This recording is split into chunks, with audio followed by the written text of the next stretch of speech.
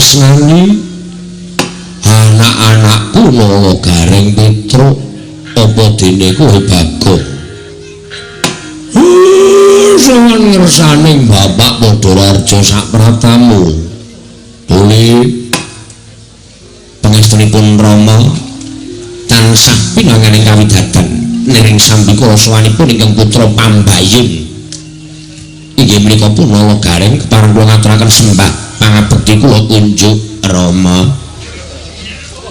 Tak tampa gawe gedhening atine wong tuwa ora liwat pangestune Bapak Tampanana ya dole kula pundi engko jimat paripik ndayanana ing kasantosan maring paestu paduka mawakana kabagyaning gesang kula Allah nak nggih prayogakna nggonmu ngadhep eneng pendhapa pedukuhan iki Nala Gareng sampun boten kirang prayogi anggen kula ngabiyantura ngersa paduka Rama Semar Badranaya Petro Kanthong Bolong Padhararja sapapamu Petro Kanthong Bolong pangestunipun Rama Semar wilujeng Pak bekti kula katur nggih Pak iya tak tampa pangestune Bapak Tampanana dayanana uripmu Petro kula cancang pucaking weni dumawing wijang rumeketing Werdaya saestu mawakana cahya nur cahya daging rakayuwanan pangestunipun Bapak dayanana gesang kula nggih Pak iya prayogakna nggonmu ngadhep sampun boten kirang prayogi anggen kula ngabiyantura ngersanipun Bapak Semar putraning sun sing tak tresnani Ndara Bagong Padhararja sapratamu Ndara Bagong pangestune Semar lara tenan lereng sambikala suwanku tansah pinayungan ing kawidaten pangestuku Tampanana ya Mas lali kok ora apa-apa Petruk aja mbok sengeni bocah guru ngerti tata krama iki wajib diapura prayogakna nggonmu lungguh sampun mboten kirang sekeca anggen kula ngabiyantura ngersanipun Bapak Semar Badranaya wah gini iso basa iso iki cok mingan prayogake Bagong nggih Bapak Semar sampun boten kirang prayogi Rama Nala Gareng dalem Pak Petro wonten dawuh Bagong piye Mir anane kowe tak caketke ning ngarsaning wong tuwa iki ana rembug sing wajibe kowe tak jak rembugan mergo iki ngembet marang kahanan Karang Kadempel ya padukuhan kene iki nggih ngestakaken dawuh kersanipun Bapak keparengipun badhe ngrembak perkawis menapa mung sadurunge aku miwiti rembugan iki luwih dhisik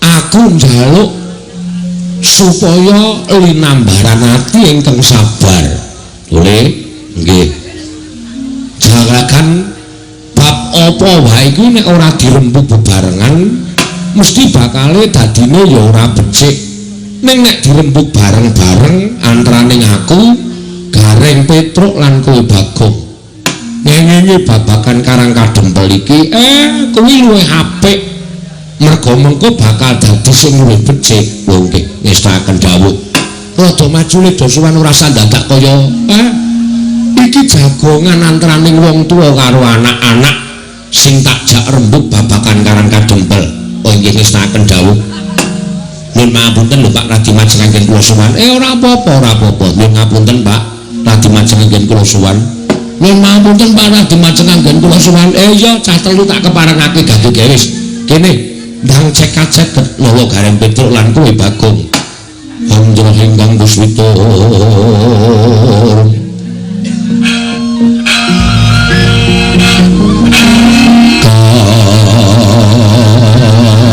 kasiliring samirana mrih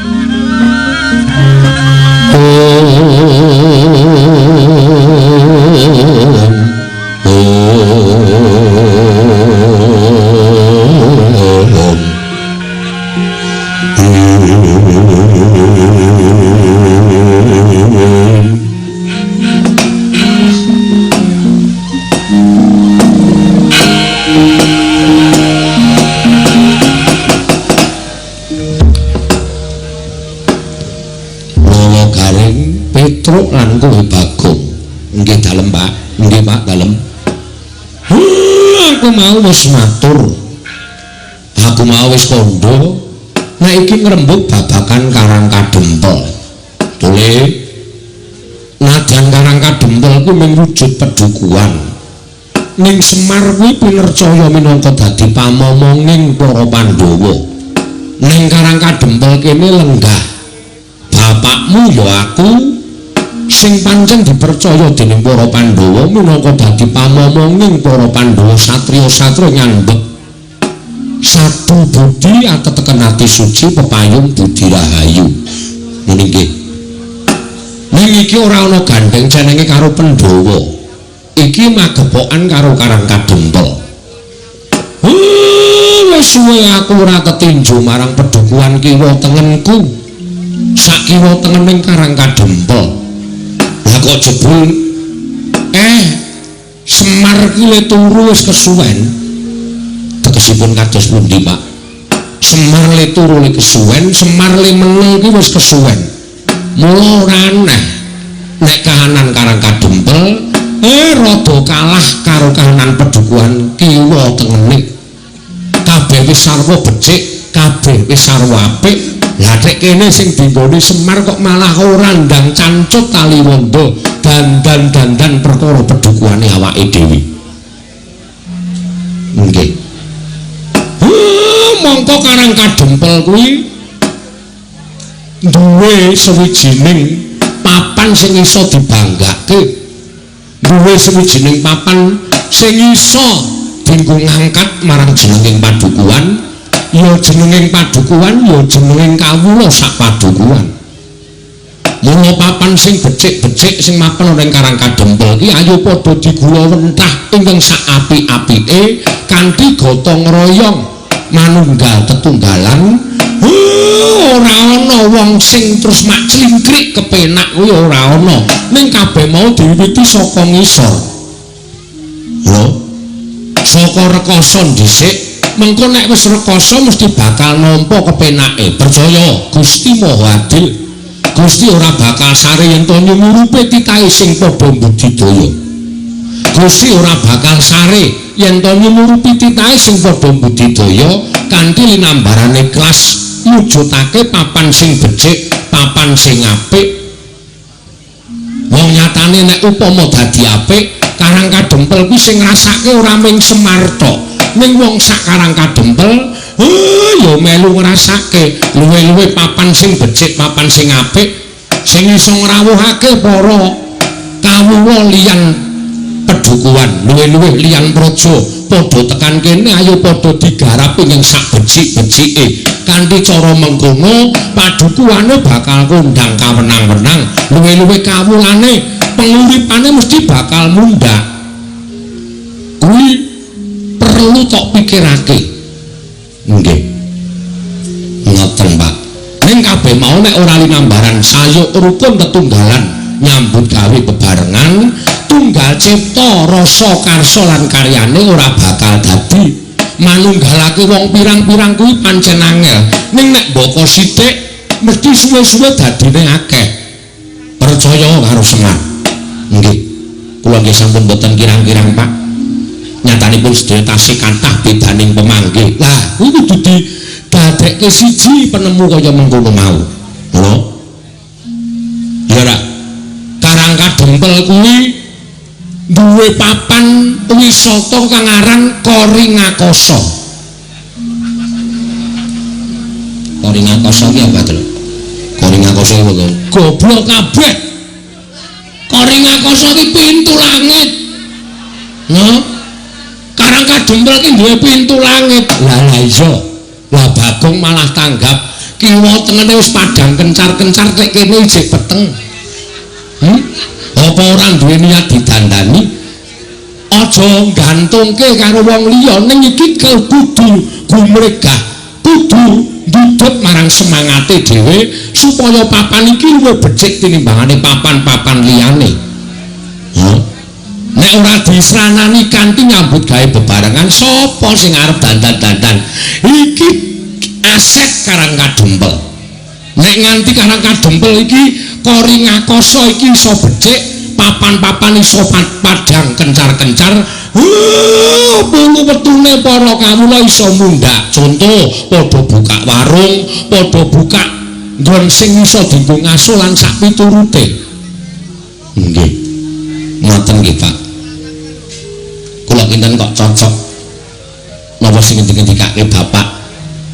Nek mung gumantung karo sing ning dhuwur ora bakal iso lakon. Nek ora didiwiki duwe dhisik, sing dhuwur iki bakal mbantu. Lho. Ning sing utama kawula Karang Kadempel. Nek kawula Karang Kadempel padha gumregah rasane, ayo iki nggone dhewe, padha diresiki, padha didandani. Iki pelatarane awake dhewe, padha didandani, padha diresiki, padha diapik-apik. Papan sing reja, papan sing apik iki mesti nek do mapan do jenak. Nek do lenggah do kepenak. Nggih. Mula dina iki aku ngejak karo Nala Gareng Petruk lan kowe Bagong. Supaya dandan-dandan Karang Kadempel iki to Le. Aja ngaso, aja turu ning ndang tangi, ndang gumregah, ndang cancut taliwondo. Nek iso ngumpuli karo liya-liyane. Papan liya-liyane iki tumrap aku dianggep persaingan. Sapa sing luwih apik ya kuwi engkang iso nekake para pelancong. Semar omongane terus ngawur. Nek ora ngono, nek ndi kok ming lakon Bagong Duta ndase atos. Nek ora tak gawe ngene iki, lek ku omong wis jeleh ngantian. Kowe srek ya mir nek aku ngerol. Kowe iri ya. Ora perkara iri. Aku piyayi wis nonton Bagong Duta wis jutaan lho, Bang. Ora ning Indonesia to, luar negeri nganti apal kabeh. Mulai iki kudu digawe sanggit liyane, ngono lho. Digawe cerita liyane ning tetep kowe engko dadi duta. Aku tetep ngerol. Geleng iki. Heeh, ning mengko nek jam 3 bubar. Ayo engko nek jam-jam 12 jam 11 kae. Oh ya siap. Pokoke kowe nang kene tenang wae. Heeh. Ha. Mula-mula Gareng Petruk Bagong sing dadi pengarepe, Gareng sing dadi ketua RT, Petruk sing dadi pengarepe RW. Bagong saiki dadi apa? Ketua pemuda. Waduh. Ketua pemuda kok golek. Wah penting lho. Cagak tuaing negara, cagak tuaing desa, cagak tuaing pedukuhan ki nek ora nom-nom, ora nom-noman, ora bakal jalan. Nah, saiki kewajibanmu nglumpuke para wiranom kuwi supaya sadar, supaya eling yen to papan kene iki papan sing kudu digula mentah lan kudu diapik-apik supaya iso meningkatkan taraf hidup masyarakat. Oke, ya tak kone rapat. Wis beres. Kubar rapat tuku anggur. Ya. Aku ngrusak pikirane wong enom jenengan ora. Kowe iki bangetan kok, Bang. Aku karang saiki mbah, kok ngono kuwi angel dilangi. Heeh. Aku nganti susah ngadepi cah enom-enom ku jan. Saiki ora ning nggon peteng, Tru. Oh. Kuburane nggo mendem saiki. Kuburan. Heeh. Masa kuburan kok nggo mendem nek kualat lho. Lho, maksudnya kuburan gue mendem mayit. Oh iya. Oh iya, pinter gue ya. Omongane mendem mayit ya bener. Di lumpukke wiranem Bagong. Nggih Pak, siap mengki kula kandhanane supaya cancut gumregut. Nek mboten sing nom-nom sinten malih. Sing tuwa duwe pengalaman, sing enom duwe kepinteran. Pengalaman campur kepinteran mesti bakal dadine apik. Ha, kuwi wajib kaya ngono kuwi. Aja lali taren karo sing sepuh, aja lali taren karo sing tuwa. Sing tuwa ya ngurmati karo bocah. Aja sok ngunekke bocah ngertimu apa. Tembung kaya ngono kuwi dilangi. Saiki cah saiki wis pinter-pinter. Ning bocah pinter aja ninggal pengalamane wong tuwa. Wong tuwa aja ninggal kepinterane bocah. Nek loro-lorone padha ngajeni, loro-lorone padha ngrumangsani, pinter karo pengalaman kuwi iso mujudake papan sing becik, papan sing apik nala Garing Petruk lan kuwi Bagong. Sidhem jroning pasawakan wadya kongkan posapo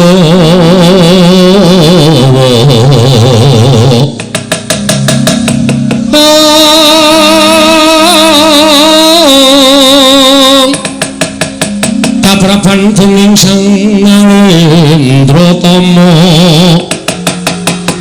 mangun-mangun larwa sing duka cipta perbuti mandana raras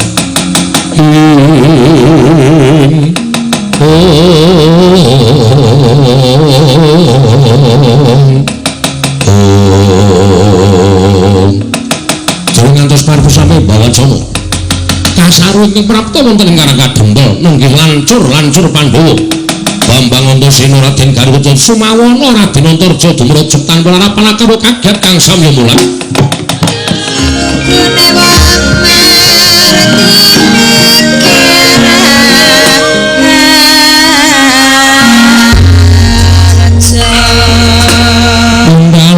tata trapsilanira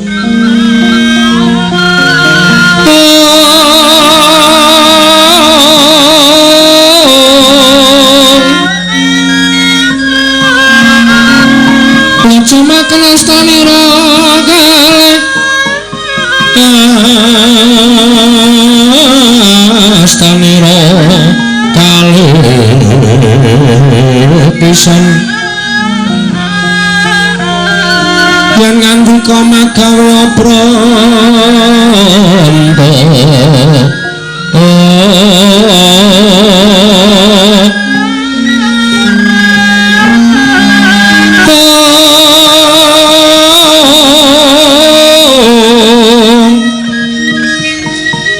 yen ngandika magawa pranta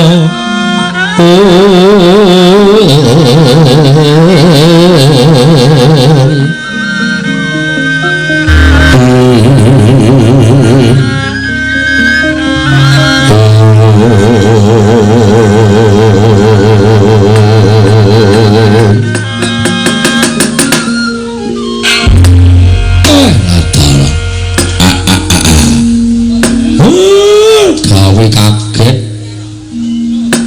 ngantos tratapan ati kula sedaya kawula padukuhan sami alok enten priyagung rawuh lah kok malah menika ndara-ndara kula lancur Pandhawa Ndara Antasena kula ngaturaken bekti kula punjul nggih ya kakek Semar ndak tompo ngaturke bekti karo aku tibus padha-padha pamujiku katur ya nggih kula tampi ndadosaken dingah raos sing manah Ndara Gatotkaca wilujeng den ya Kyai Semar Slamet Prabaku aku ngaturake sembahku katur kok ngawawahi adat kula niki mung batur kula niki mung Panakawan nek sampeyan ngaturke bekti karo Semar mengke kula kuwalak ora Kyai sembahku tampanana nggih kula tampi dawah sami-sami Ndara Antarja wilujeng den iya Kyai Semar Slamet tekaku aku ngaturke basaku katur ya Kyai Semar nggih kula tampi nala Garing Petruk Bagong ndaramu padha rawuh ngaturno bekti karo bendaramu. Darantasena bekti kula nggih Den. Mula garing tak tampa ring pangestuku Tampanuna. Kula pundi nggo jimat ndarakan kaca bekti kula nggih Den. Yo mula garing pangestuku Tampanuna. Nun inggih Darantarja bekti kula nggih Dara. Yo mula garing tak tampa pangestuku Tampanuna. Nun inggih ayo terus urut ya Darantasena bekti kula ya terus tak tampa pangestuku ya terus nggih. Darantarja kaca bekti kula ya terus tak tampa pangestuku Tampanuna. Darantarja bekti kula nggih Den. Ya betul tak tombo pangestuku Tampanuna. Nggih. Ya Kang. Sing ngarep sapa? Antasena. Darantasena bekti kula kanca nggih Ndara. Ya Bagong tak tombo. Wah, katon sumringah raimu. Calon dadi duta. Oh iya. Iya. Duta nendi? Adere ngerti. Teng pundi niki mangke? Iya. Bekti kula nggih Den. Ya, Bagong tak tombo pangestuku Tampanuna ya Bagong. Nggih nggih sangat angel kawula mlindatosaken jimat paripe para to binteng kowe pilek e. Oh iya. Ndara Gatot Kaca bekti kula nggih Den. Ya Bagong tak tombo pangestuku Tampanuna. Nggih nggih sangat anggen kawula mundi. Apa? Mundi. Walik. Mundi ndadosaken jimat sing mburi sampeyan Antarja iku ora apal romdarane kok ora apal to. Ora tau kepethuk. Ora tau ngekaki apa-apa barang. Ndara Antarja kae mbarepe Ndara Werkudara. Walah. Mbarepe Ndara Werkudara. Heeh. Ndara Antarja bekti kula kanca nggih Den. Ya Bagong tak tampa pangestuku Tampanuna ya Bagong. Nun inggih sanget anggen kawula ndadosaken jimat. Sasampunipun lenggah ingkang sekeca menapa wigatosipun kuwi bapak wae bapak. Bapak sing duwe kewajiban kuwi rasa dadak omong. Den matur nuwun. Dene sampeyan nuruti napa sing dadi penjaluk kula. Kaget rasaku kayak nalika semono aku nampa Nawala saka Kakek Semar. Wondene surasaning Nawala Kakek Semar nyuwun dawuh kelawan aku supaya sowan nganti Kakang Gatot karo Kakang Antarja. Ora janjane iki arek eneng apa lan Kakek Semar kuwi duwe gati apa? Janjane ming sepele ning kula niku nek mboten atur kali para pepundhen menika raos kula kok mboten kepenak. Arep duwe gawe apa? Kakek Semar. Kula niki duwe niat kalih anak-anak kula niku mbangun Karang Kadempel. Mergo Karang Kadempel menika kathah papan-papan sing wajib entuk kawigaten saka kawula sak Karang Kadempel. Mila niat kula kalih para kawula sak Karang Kadempel kepengin mujudake papan menika kanthi sae lan ingkang saestu ngremenaken. Nuwun sewu gandeng kula niki wong sekeng, kula wong ora duwe. Kula niki wong sing urip kula niku mung cukupan. Bebasan gegeden nempiak kurang sagak kakean gruduk kurang udan. Mula kula ngrawuhaken sampeyan-sampeyan iku ingkang wigati mboten ketang kula niku diayeng-ayeng diparingi bantuan napa kemawon mboten kok kula ngemis njaluk brana picis mboten. Ning wajibe diarahke utawa digenahke dipernahke sampun ngantos tumpang sok mangkenipun supados papan menika dados kanthi sae Ndara. Oh perkara ngono to. Nggih. Pokoke cekak gampange nyuwun dana saking Ndara Antarja, Ndara Garkaca, Ndara Antasena. Ora ya Gong, iku partikel kuwi luwih apik tinimbang dana. Nek dana kuwi ndak entek ya nek dicake apik, nek dicake ora apik ya bakal entek. Ning iku partikel pikiran kuwi luwih berharga tinimbangane dana Prabeya.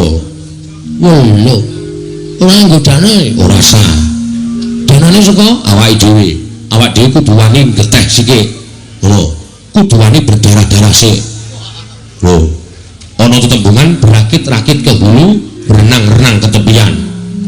Oh, bersakit-sakit dhisik, bersenang-senang kemudian. Lara-lapa dilakoni. Engko kepenake dirasake bareng. Nek aku caraku kaya ngono kuwi. Ngono. Ora ana wong mukti, ora ana wong pinter, ora ana wong sugih.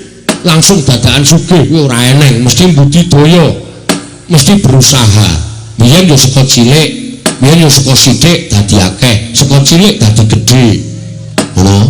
Ora ana wong kok tiba-tiba nampa duit sak gepok terus dadi sugih kuwi ora ana. Upama ana, kuwi engko mlarate yo gampang.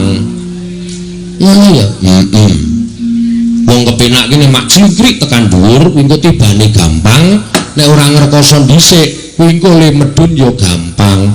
Nek direwangi ngrekoso, direwangi topo broto, direwangi ngelih, direwangi prihatin, kuwi upama kelakon penjangkane bakale langgeng. Kuwi wong Jawa kepercayaane ngono kuwi. Ngono ya. Kula awak dhewe kudu wani gandani Karang Kadempel iki nganggo apa kabisane awake dhewe dipernahke karo ndoro-ndoro kuwi, mengko nek wis dadi awak dhewe kari ngenyam kepenake. Ngenyam kepenake kuwi ya ora terus kepenak langsung kepenak ora, mboko sithik. Oh, kaya wong dodol kae buka warung ya ora terus laris bluk. Nek terus laris bluk kuwi tegese mesti tangga teparo do ngrasani, wis kae ngingu-ingu lan sak piturute. Ning mboko sithik, nek masakane digawe enak, panganane digawe murah, tur yo ning ladeni kanthi senyum ramah, ha engko pelanggane akeh terus dadi kepenak. Ngono ya, Tru? Ayo, kuwi falsafat Jawa ora kena ditinggalke. Kudu diugemi tenan. Oh iya, ayo. Milih saking menika, Ndara. Kula suwun sawetawis wekdal sampeyan mang lenggah sawetawis wonten ing Karang Kadempel. Mangke nek kula pun miwiti bangun Karang Kadempel niki kalih para kawula sak padukuhan. Sampeyan sing wong pinter-pinter, sampeyan nom-noman sing pun ngenyam pamulangan, sampeyan sing piyai-piyai luhur, mestine anggene ngulir budi ngasah kadewasan benten kalian piyai utawa tiang-tiang saking padukuhan. Mang pernahke, mang toto, mang dumungke supaya apik tembe burine, Ndara. Ya, yen ing perkara kuwi aku sagu, ora mung perkara mernahke. Yen perlu kowe tak dampingi sarta kowe tak amping-ampingi tak kancani nganti rampung ing pakaryanmu, Kyai Semar. Bareng ngantos paripurna Mbawacana. Kasaro prapaning napa ing Mandura Prabu Baladewa ing dumrajak tanpa lalapan. Kyai Semar, aku sing prapta Kakang Semar nuwun. Damel kaget raos sing manahipun ing abdipun Semar. Tiyang Agung Baladewa. Sami wilujeng rawuhipun Den. Yo. Kakang Semar tansah pinangan kawitatan ing sami kula prapaku. Adoh saka rubeda. Aku ngaturake widya sawaku katur ngersane Kakang Nayantaka. Nggih, kula tampi ndadosaken jimat. Waduh, Ndara Baladewa barang rawuh, Tru. Ndara Baladewa bekti kula kunjung nggih, Den. Ndara Tiyang Agung. Ya mula karing Batombo pangestu Tamarana. Nggih, sangat anggen kawula ndadosaken jimat. Sinuwun mandura bekti kula katur nggih, Den. Ya, Petruk kantong bola tak tampa pangestu Tamarana. Nggih, maupun dinggo jimat paripe. Ndara Baladewa bekti kula katur nggih, Den. Ya, Bagong. Ndak tampa pangestu Tamarana, Bagong. Ning sang ndi? Melu cepet iki lho. Aku ngomong cepet banget ya. Nek ra tak imbangi, aku ki biasane alon-alon nih. Kono kok cepet. Iya. Wah. Semar aja kaget aku mraptu ning Karang Kadempel. Nggih. Wigatosipun menapa? Jejeripun Tiyang Agung mestinipun boten perlu rawuh enten Karang Kadempel. Cukup panjenengan utusan Nayaka Mandura nimbali dhateng kula. Hadan? Sumados sak mangke kula saged sowan ning kok dadak kroyo-royo rawuh teng Karang Kadempel. Wigatosipun napa? Kakang Semar. Sawangen Baladewa Kakang Semar dina samengko iki nganti persasat kaya wis ora duwe pangarep-arep urip. Ngerti lamun wis ana 3 sasi iki negara Mandura ketaman pegebluk. Akeh para kawula ing esuk lara sore ketiwasan, sore lara esuk tekaning pati. Mongko madal saling sodo. Wis ora kurang-kurang gunku ngrawake para Brahmana winasih Siwa Sugata miyang kula nimpuna supaya nambak rengkaning praja parandening katindakake gagar wigarta lantuk karya. Nganti adeking nata Mandura Baladewa disuraki dening para kawula sak negara Mandura. Sinenggo aku sawijining ratu ing ora bisa paring pengayoman marang kawulaku. Waduh, Kakang Semar. Mandura geger ngendi-endi papan padha untran-untran, ngendi-endi papan padha unjuk rasa. Mergo ora nrimake nggonku ora bisa nyirep marang pakeblik niku mau nang Praja Mandura. Salajengipun kados pundi? Nalika semono wanci ingkang tak tamtokake, aku nglakoni prihatin kanthi srana sari nariti sesemek ron raja mula bebantal Bata Sarimbak. Nalika semono ana wangsiting dewa ingkang paring sasmita lawan Baladewa supaya aku sowan marang Karang Kedempel nyuwun biyantu ning Kakang Semar. Lah namung sak kula. Terus kula kenapa cobi kula badhe nyuwun priksa. Kula kadhawan menapa? Sombong aku yang bakal bloko karo Kakang Semar iki mau. Rasaku ora kepenak. Rasaku ora tekan. Ning yen to ngelingi kahanan negaraku, paripaksa aku kudu kuat lan tekan matur marang kersaning Kakang Nayantaka. Nggih, mboten napa-napa, mboten napa-napa. Mang paring pangandikan. Nek pancen Semar kudu dadi srana waliyaning Praja Mandura ngene ketaman Pegebluk, kula mboten napa-napa, mang dawuh napa kula nderek. Sampun malika kadhawan minggah gunung. Nadyan kula kadhawan jegur segara, kula purun waton dados waliyanipun negara ing Mandura. Kula kadhawan beto barang ing awrat kula sagah nglampahi, kula kadhawan mlampahi teng tebih kula mboten badhe selak. Wonten dika Ndara Baladewa paring dawuh. Ning aku matur apa Kakang Semar ora kogel penggali luwih-luwih. Penggalimu ora pingget mergo aku ning Baladewa. Den, kula niki nek upama ngrasake pinggete ati wis tatas runtang-ranting ati kula.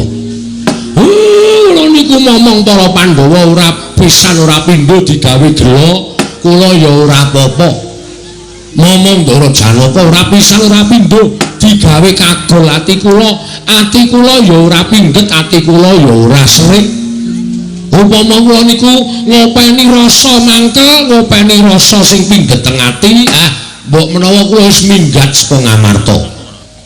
Kula wis wegah momong para Pandhawa. Ning gandeng tumrap Semar wong urip ing alam padang menika, apik-apike wong urip niku nek linambaran sabar, tuwene ikhlas. Nadyan disebut niku gampang dilakoni angel. Ning apik-apike wong nek iso nglakoni watak sabar lan ikhlas niku dadi mantasaning menungso, dadi mustikaning titah. Mula monggo kula aturi paring dawuh Semar kapurih napa? Aja ora timah tak matur marang saniki Kyai Nayantaka. Nggih, mangendika, mboten napa-napa. Wanter dawuhing dewa ing tak tompo. Nalika semono metu marganing pasumenan. Sasmita dumeling tan ana ing karna swara ingkang tanpa wujud ngandhakake yen to aku kudu sambayang marang Kakang Semar prapteng negara Mandura. Lah kersane nek mung diboyong kowe kula purun mawon, terus sakniki kula memperjelaske mawon. Kersane napa? Napa Semar teng mriku ajeng ken ndongani? Napa Semar teng mriku ajeng ken ngabulke napa? Niku rak cetane dadi kula nggawa obor rampis saka omah menyang dupa lan sak piturute. Supaya mengke teng mriku mboten pripun-pripun, mboten golek-golek lan sak piturute. Kakang Semar, kula. Wah, rasaku kok ora mentolo. Ampun ngoten lho. Sampeyan nek mboten mentolo ngiklaske patine kawula pirang-pirang saben dina mati, nyawa kawula Mandura mung perkara sampeyan mboten mentolo, sampeyan ngiklaske patine kawula sampeyan. Saya ala, saya elek kanalindran sampeyan, saya mboten prayoga cacating para kawula teng sampeyan dadi nalindra. Kakang Semar, aku mboyong Semar putrane marang negara Mandura dawuhing dewa, dina samengko Semar kudu dadi tumbal ana negara Mandura. Semar Putranaya. Mesti lho. Kowe arep ngopo, Bagong? Kowe arep ngopo? Sik, Pak, meneng wae. Rasa omong kowe. Kene ra sing nanggapi aku ora gayeng iki, Pak.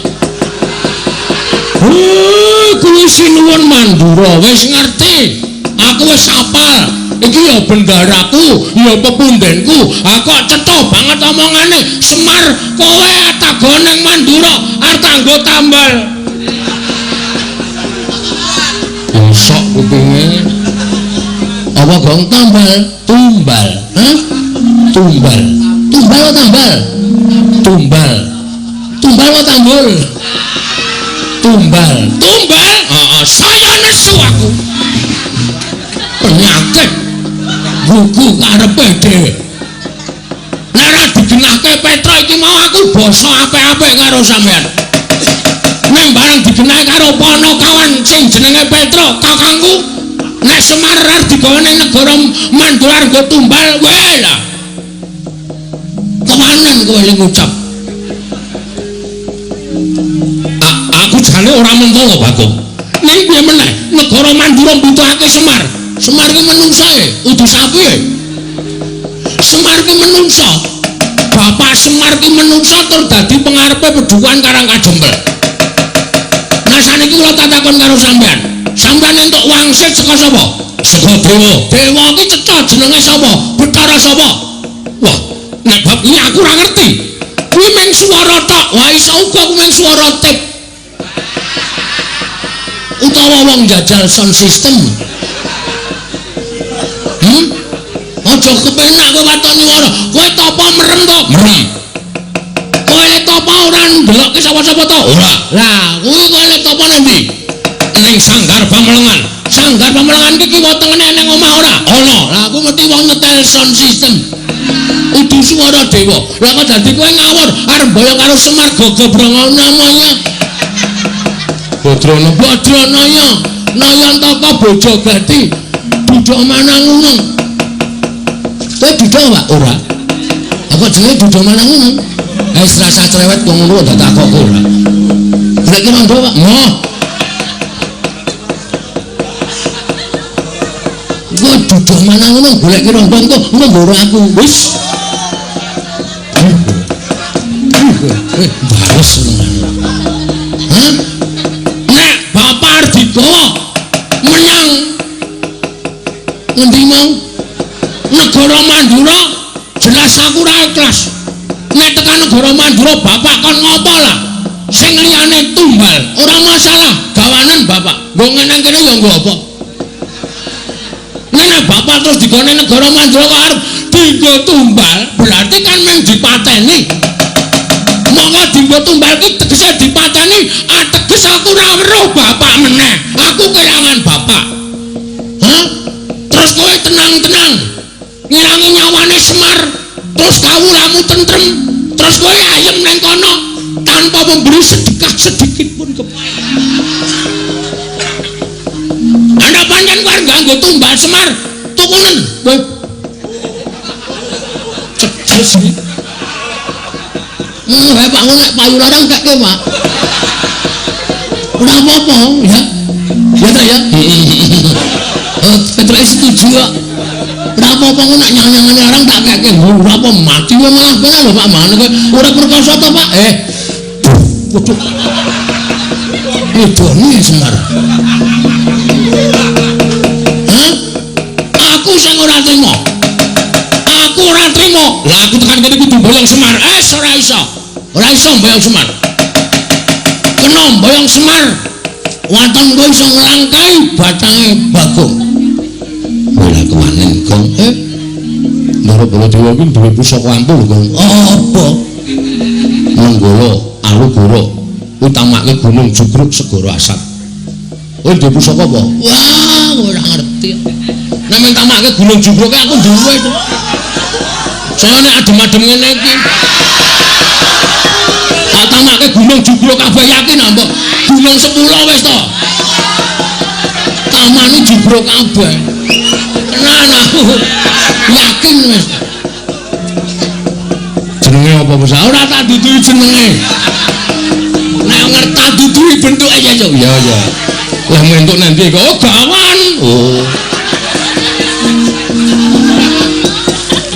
gawan padake iki wis tak tuk ngono mesti guru-guru ngiwonen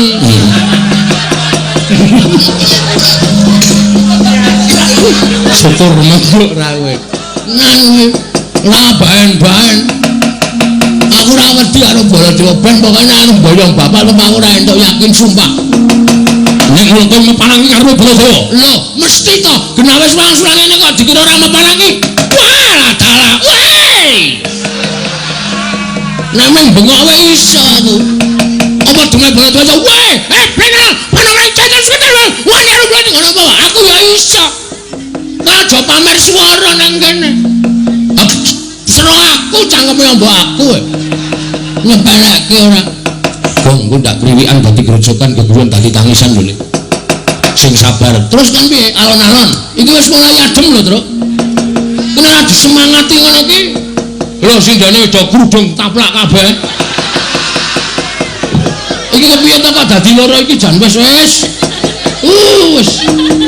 kokehan iki Truk sing loro diglundungke mrono bae ta sakit ora juru banget ya ora aja ngono lho Pras kok masih ngono kok nek koyo saka kono wae dikai godhong medeng ora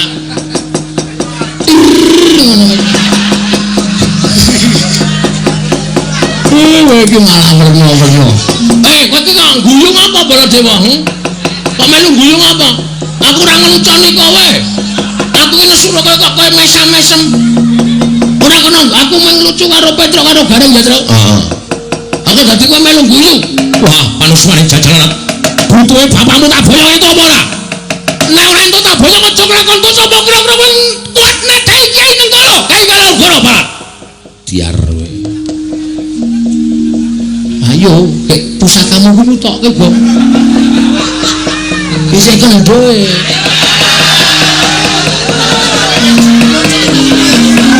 burung tak empake jarene iso ngunutuk gunung lagi nek ora di matke ya ngunutuk ya ora jugrek mung kaya wong keplok ayo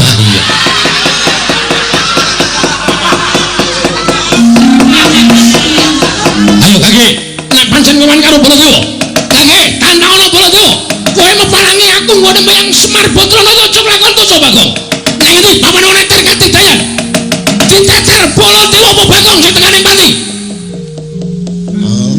Bong ngapa kok mundur tratapan aku terus oke wis ditonton karo Petro karo Gareng iwas bengok-bengok kok ora wani oke nanti papane wong neter kadetayan Bagong mundur ngapa Pak mundur aja dipisah Pak aja dipisah ora tak pisah mundur aku wani Pak ya aning mundur kowe ora ngerti kowe iki okol ora nganggo akal bapakmu iki deloken temandang ora sah bengok-bengok ning merantasi bapak arep gelem diboyong ora ning kowe minggat to pandane ngeyel ora wah getun aku to ra situ gelep getun aku gayamu lah moto pengen nuwun sewu nek sampeyan ajeng boyong kali Semar ngawi nggih kula mang boyong kula ikhlas didadekke tumbal teng negara Mandura mboten napa-napa kula manut yen kowe ikhlas mapan dina iki tak boyong Semar Badrana monggo ndara kula kantun derek kali sampeyan yo ngawur to Gong saking mempeng kowe cengele Semar kaya ora buta wah gedhe sak kayang-kayange ngawur aduh Kyai Semar kula nyuwun gesang sapa ya Pak Jaramaya Jaramaya anak buah sapa iki anak buah Betari Durga iki kawulane Durga wah sekan ratatan ke mangkelake ora aduh aku njaluk aku njaluk urip Semar. Aku njaluk urip aduh. Kowe iki ngopo? Kowe iki ngopo ora tak kapak-kapake? Aduh mati aku. Aduh Semar. Iya tak nei urip Jaramaya, tak nei urip. Aduh. Bagong kowe tak tuthuk ndasmu lho. Iki wis ora iso apa-apa iki ora sato kapak-kapake. Iki pancen tumbak cucukan iki. Aku kira ngapa-ngapa ya, Men. Ki meng tengok nang kene kok. Waduh.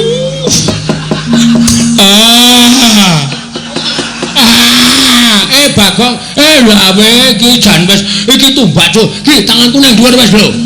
Ora ngapa-ngapa. Aduh.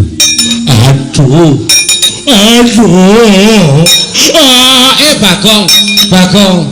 Wah, iki apa kepidak kok? Tak kira nek lemper.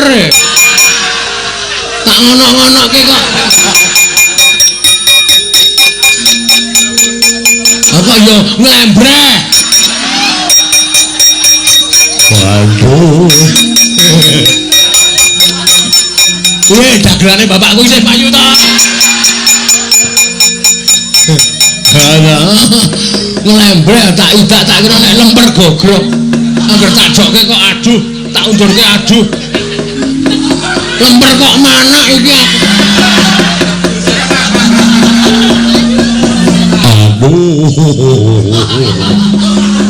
Ayo wetenge loro lho iku men. Atok gilik-gilik kok ya. Karena ora patok gilik ya. Iya. Tak pernah ke. Jaramaya. Inggih Kyai Semar. Ngapa kowe?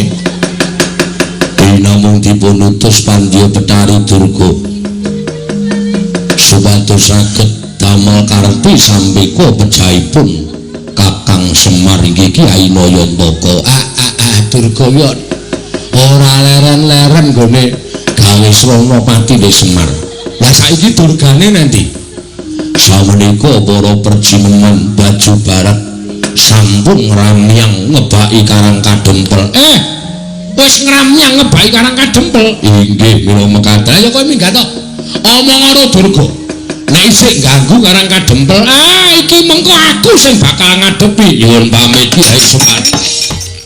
Jebul leres ngendikanipun para sepuh sami nyebataken wong sing arep duwe gegayuhan kuwi cobane mesti enggal teka.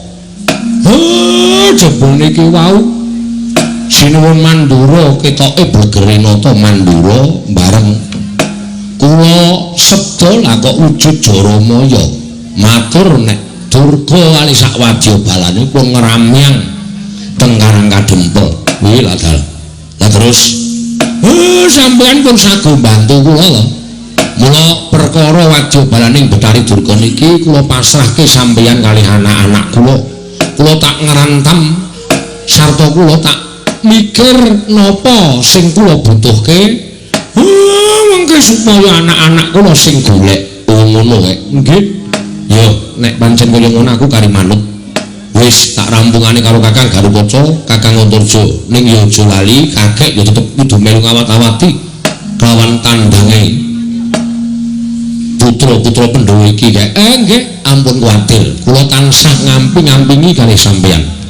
Nala Gareng Petruk Bagong, kowe krungu dhewe Karang Kadempel diancam karo balane Betari Durga. Monggo balane Betari Durga kuwi bala sing ora ketok, sing do ngati-ati. Mungsuhmu bangsaning jin setan priprayangan sing watake angkara Budi Candala. Kawula padha dikon supaya tata-tata samapta ing gati sawiga diri. Nala Garengmu benga pedukuhan kabeh lawange kon nginep dhuwure kon menehi janur. Kanthi carana kaya mengkono ora bakal di leboni karo bangsaning Betari Durga. Petruk karo Bagong nglakono ndaramu nek ana apa-apa matur aku. Nggih Pak. Nggih pangestuaken dawuh. Wis panggihan padukuhan iki dibubarake dhisik. Aku tak ketemu karo mbokmu, tak jak itung-itung babakan garap kahanan Karang Kadempel. Oh nggih, ngestaken dawuh. Karawitan Karang Kadempel kon ngiringi Bapak Semar. Oh nggih, Pak. Wajan. Oh. Gendenge napa, Pak? Gugur gunung. Ora wangun. Paling ora ya ladang apa ketawang. Kuwi sing apik. Kuwi Tangerang. Ketawang kok Tangerang ora. Apa manut aku kuwi ora ngerti gerak aku iki isane ming pangkur. Kuwi isane ming pangkur nek liyane Petruk kuwi sing menguasai. Nggih. Santi Mulya mawon, Pak. Kuwi cocok kuwi. Santi kuwi aku cocok. Santi Mulya. Wis. Wis kono gek dinekke grumbyang-grumbyang. Aku ge tak mlebu, ndara-ndara kula pasrahke nggih, Den. Ya, kek nyuwun pangestu. Kyai Semar nyuwun pangestu. Kyai Semar nyuwun pangestu. Nggih ngatos-atos. Mugi-mugi lebda ing karya ndara. Purna gatining paranggilan. Kyai Semar sumlebet madyaning pendhapi padukuhan katurun saking Mandrawa. Sadaya para kawula padukuhan tansah ngrepekaken Kidung Suci Santi Mulya.